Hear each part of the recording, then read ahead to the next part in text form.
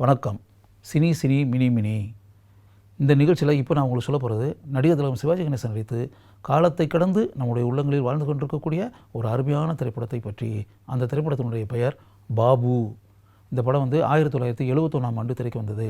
இந்த படத்தினுடைய இயக்குனர் ஏசி திருலோகச்சந்தர். ஏசி திருலோகச்சந்தர் சினி பாரத் அப்படின்ற பேரில் ஒரு பட நிறுவனம் வச்சுருந்தார். அந்த பட நிறுவனத்தின் சார்பாக அவரே தயாரித்து அவரே இயக்கிய திரைப்படம் பாபு. இந்த படத்தில் குறிப்பிட்டு கூறக்கூடிய ஒரு விஷயம் என்னென்னா, இந்த படம் ஒரு மலையாள படத்தினுடைய ரீமேக். மலையாளத்தில் ஓடையில் நின்று அப்படின்ற பேரில் பி கேசவதேவ் அப்படின்னு சொல்லிட்டு ஒரு அருமையான முற்போக்கு எழுத்தாளர், புகழ்பெற்ற மலையாள நாவலிஸ்ட் கேசவதேவ் எழுதிய நாவல் தான் ஓடையில் நின்று. அந்த ஓடையில் நின்றுன்ற மலையாளத்தில் எழுதின நாவலை கேரளாவில் மலையாளத்தில் திரைப்படமாக எடுத்தாங்க. அந்த திரைப்படத்தில் கதாநாயகனாக அன்னைக்கு பிரபல நடிகராக இருந்த உயர் நட்சத்திரமான சத்யன் கதாநாயகனாக நடித்து கேரளாவில் மிகப்பெரிய அளவில் வெற்றி பெற்ற படம் ஓடையில் நின்று. அந்த படத்தினுடைய ரைட்ஸை தமிழில் வாங்கி ஏசி திருலோகச்சந்தர் அவரே ப்ரொடியூஸ் பண்ணி அவரே டைரக்ட் பண்ணார். நடிகர் திலகம் சிவாஜி கணேசன் அதில் ரிக்ஷாக்காரராக நடித்திருப்பார். ரிக்ஷாக்காரர்னா எப்படின்னா, அந்த காலத்தில் இது இருக்குல்ல, இப்போ சைக்கிள் ரிக்ஷான்னு ஒன்று இருக்கும். இப்போ ஆட்டோ ஓட்டிக்கிட்டு இருக்காங்க. சைக்கிள் ரிக்ஷான்னு இருக்கும். சைக்கிள் ரிக்ஷான்றது இப்போ எம்ஜிஆர்லாம் ரிக்ஷாக்காரன் படத்தில் அப்படியே உட்காந்து சைக்கிள் ஓட்டினார்ல, சைக்கிள் ரிக்ஷா ஓட்டிக்கிட்டு இருப்பார். அது ஒன்று. இது கை ரிக்ஷா. கை ரிக்ஷான்றது எப்படின்னா, கலைஞர் முதலமைச்சராக இருக்கும்போது பின்னாடி அந்த கை ரிக்ஷான்றதை கலைஞர் அப்படி வேண்டாம்னு சொல்லிட்டு அதை ஒழிச்சிட்டாங்க. சைக்கிள் ரிக்ஷானா காலை வச்சு மிதிச்சு அப்படின்ற போது, கை ரிக்ஷானா ஆளுகளை உட்கார வச்சுக்கிட்டு கைப்பிடியை பிடிச்சிக்கிட்டு ஆளையை இழுத்துக்கிட்டு ஓடணும், மனிதனை இழுத்துக்கிட்டு ஓடணும், மனிதனை மனிதன் இழுக்கக்கூடியது அப்படின்றது. இப்படி ஒரு கை ரிக்ஷான்ற ஒரு மேட்டர் ஒரு காலத்தில் இருந்துச்சு. அந்த கை ரிக்ஷா இருந்த காலத்தில் எடுக்கப்பட்ட திரைப்படம் பாபு. அதில் மலையாளத்தில் சத்யனுடைய பேர் அந்த கதாபாத்திரத்தின்படி பப்புன்னு சொல்லி வச்சுருப்பாங்க. தமிழில் அது பாபுன்னு சொல்லி வச்சுட்டாங்க. சிவாஜி கணேசன் அதில் கை ரிக்ஷா இழுக்கக்கூடிய மனிதராக வருவார். அதாவது அப்படி வரும்போது என்னென்னா, அந்த படத்தில் அப்படியே ஒரு பணக்கார கணவன் மனைவி 2 பேரும் இதே மாதிரி ஒரு நாள் இதில் ஏறுவாங்க. ஏறும்போது அவங்களுடைய கார் ரிப்பேர் ஆயிரும். ரிப்பேர் ஆனோன்னு எப்படி போகிறது அப்படி இப்படின்ற போது அந்த இடத்துல சிவாஜி சார் அப்படியே ரிக்ஷாக்காரனை கை ரிக்ஷா ஓட்டக்கூடிய மனிதனாக அந்த ஸ்டாண்டில் இருப்பார். ஐயா இதில் ஏறுங்கயான்னு. அதில் பாலாஜி சவுகார் ஜானகி ஹஸ்பண்ட் ஒய்ஃபு. பாலாஜி சொல்வார், என்னப்பா இது இதில் போய் யார் சொல்கிற, மனுஷன் இழுக்கிறதா, என்னப்பா இது வேண்டாம்ப்பா அப்படின்னு சொல்லி சொல்வார். ஐயா இப்படி பேசுனீங்கன்னா அப்புறம் எப்படியா நாங்கள் எப்படியா பொழைச்சிக்க முடியும் அப்படின்னு இவர் சொல்லுவார்.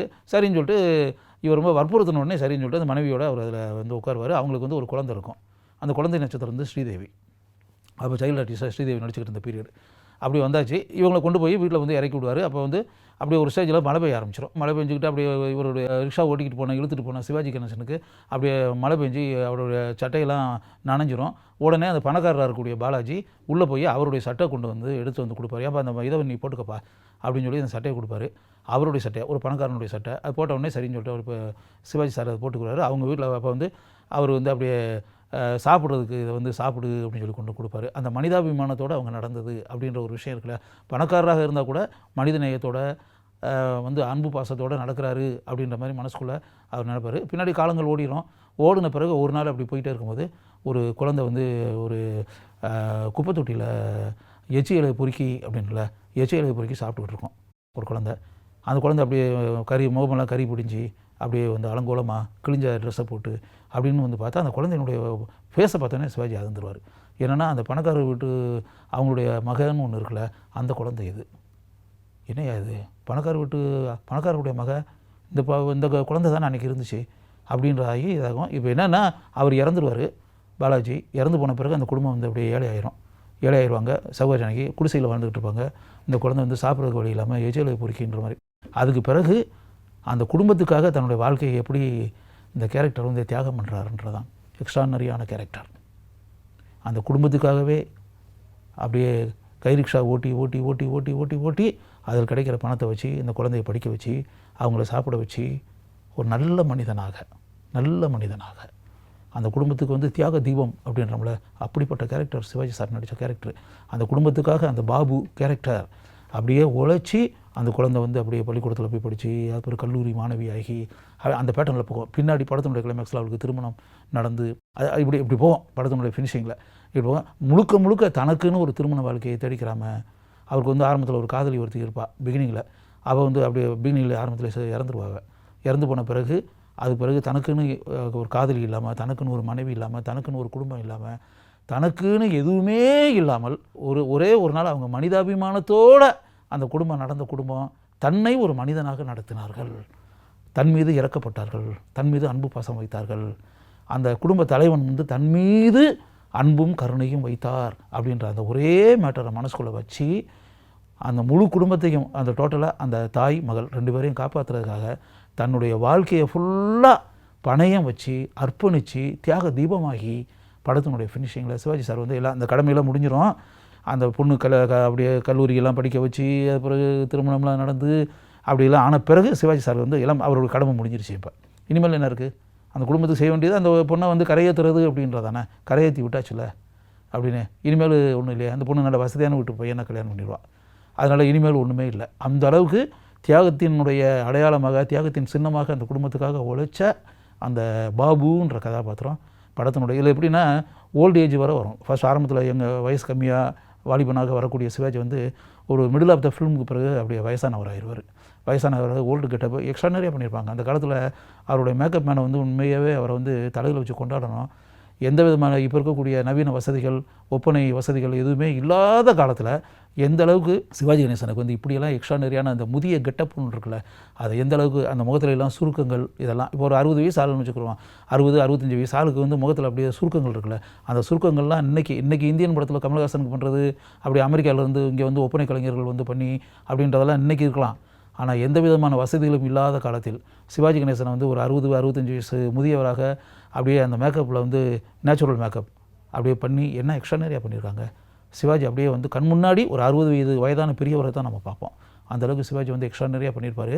அதில் வந்து மனதை தொடக்கூடிய பல காட்சிகள்லாம் நிறையா இருக்கும். அதாவது ஆரம்பத்தில் வந்து அப்படியே அந்த ரிக்ஷா ஓட்டிகிட்டு போகும்போது சென்னையில் இருக்கக்கூடிய நகர பேருந்து இருக்குல்ல, நகர பேருந்து ஓடிக்கிட்டே இருக்கும். மவுண்ட் ரோட்டில் வந்து நகர பேருந்து ஓடிக்கிட்டே இருக்கும், பஸ் ஓடிக்கிட்டே இருக்கும். இந்த இவர் வந்து அப்படியே ஆளை உட்கார வச்சுக்கிட்டு கை ரிக்ஷாவை இழுத்து சிவாஜி கணேசன் வந்து அப்படியே ஓடுவார்.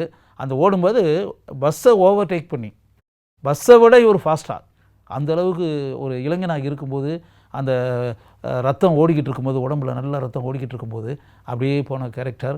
அதுக்கு பிறகு கிட்டத்தட்ட அந்த இவர் வச்சுருக்கக்கூடிய அந்த வண்டி வந்து அதே ஓன் அவுட் ஆகிரும், அதே கிளண்டு போயின்றல. ஏன்னா அதுவும் வந்து மனிதன் மாதிரி தானே, அதுவும் அப்படியே ஓன் அவுட் ஆகி சிவாஜியும் இவரும் வயசான இதாகி இவருக்கு வந்து அப்படியே ஷயரோகம்ன்றோம்ல டிபி அந்த இது வந்து அப்படியே இருமிக்கிட்டு அப்படின்றதெல்லாம் ஆகி அப்படியே அந்த வண்டியெல்லாம் அவரால் ஓட்ட முடியாது, அதுக்கப்புறம் இழுத்துக்கிட்டு ஓட முடியாது. அப்படியே வயசு கம்மியாக இருக்கும்போது அப்படியே காலை தூக்கி காலில் அப்படி போடுவார். அப்படி எடுத்தோடனே அந்த கைப்பிடி அப்படி மேலே வரும் பிடிப்பார். அதுக்கு பிறகு அப்படி இதே மாதிரி வயசான பிறகு அதை இது பண்ணி பார்ப்பார், அவரால் அதை தூக்க முடியாது, வர முடியாது. ஒருத்தர் உட்கார வச்சு அப்படி இது பண்ணிட்டே போகும்போது அப்படியே இருமி இவரால் ஓட்ட முடியாது. அந்த அளவில் இறங்கி போயிடுவான் பேசாமல். என்ன இது ஒரு நாள் ஒருத்தர் வண்டி இழுக்க முடியல, ஒரு நாள் இருமிக்கிட்டே வந்து நோய் பிடிச்ச ஆளாக இருக்க நீ வந்து எதுக்கே நீ எல்லாம் வந்து ரிக்ஷா இழுத்துக்கிட்டு அப்படின்னு சொல்லிட்டு கடுப்பாகி போய் அவன் இறங்கி போயிடுவான். இந்த பேட்டர்ன்லாம் வரும். ரொம்ப பேத்தட்டிக்கான கேரக்டர். படம் ஃபுல்லாகவே வந்து சோக காட்சிகள் நிறைய அதிகம். இதில் என்ன பிரச்சனைனா முழுக்க சோக காட்சிகள், படம் ஃபுல்லாகவே பேத்தட்டிக் ஃபிலிம். இந்த பேத்தட்டிக் ஃபிலிம் வந்து எல்லா ஊர்களையும் 100 நாள் ஓடி இருக்குது.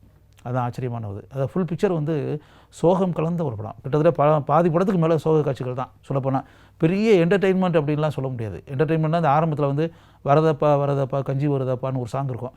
அது ஒன்று தான் அந்த ஆரம்பத்தில் படத்தில் ஒரு 25% தான் அந்த என்டர்டெயின்மெண்ட்டு கொஞ்சம் ஜாலியான காட்சிகள்ன்றது. அதுக்கப்புறம் 75% ஆஃப் த ஃபிலிமில் வந்து கிடையாது கனமான கதை.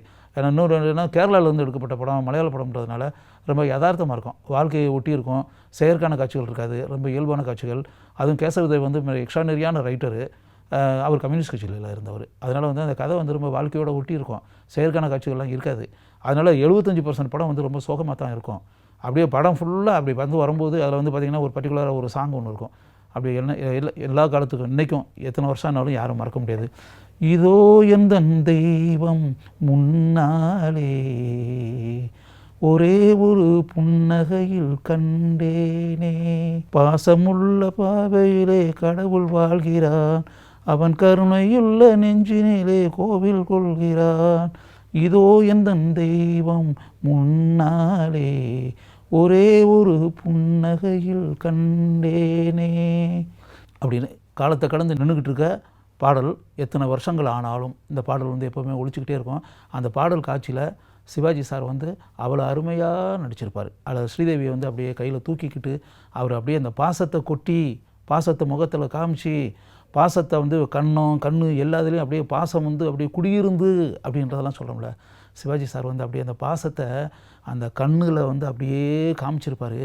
அப்படியே வந்து அந்த பாடல் மட்டும் இல்லை, டிஎம் சௌந்தரராஜன் வந்து அந்த பாட்டை வந்து ரொம்ப அருமையாக பாடி அப்படின்றது ஒன்று, சிவாஜி சார் வந்து அதில் வந்து வாயசைச்சு நடிச்சு அப்படின்றது ஒன்று.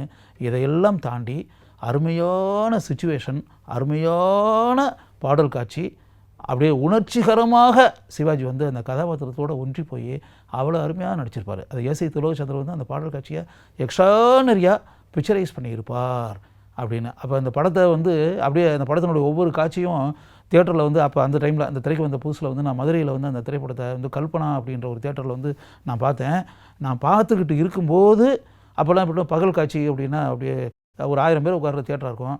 அப்படியே தார்பாய் எல்லாம் போட்டு அப்படியே கருப்பு துணியெல்லாம் போட்டு அப்படியே மூடி விட்டுருவாங்கல்ல, நான் ஏசி தியேட்டர்கள் தானே. அப்படி இருந்து பார்க்கும்போது அந்த இருட்டுக்குள்ளே நமக்கு அப்படியே சுற்றி பார்த்தோம் அப்படின்னா அப்படியே பல காட்சிகளில் வந்து எல்லாருமே மக்கள் படம் பார்த்துக்கிட்டு இருக்க எல்லாருமே அழுதுகிட்டு இருப்பாங்க. அழுது எல்லாருமே கண்ணீரை தொடச்சிக்கிட்டு இருப்பாங்க. நல்லா பார்க்கலாம்.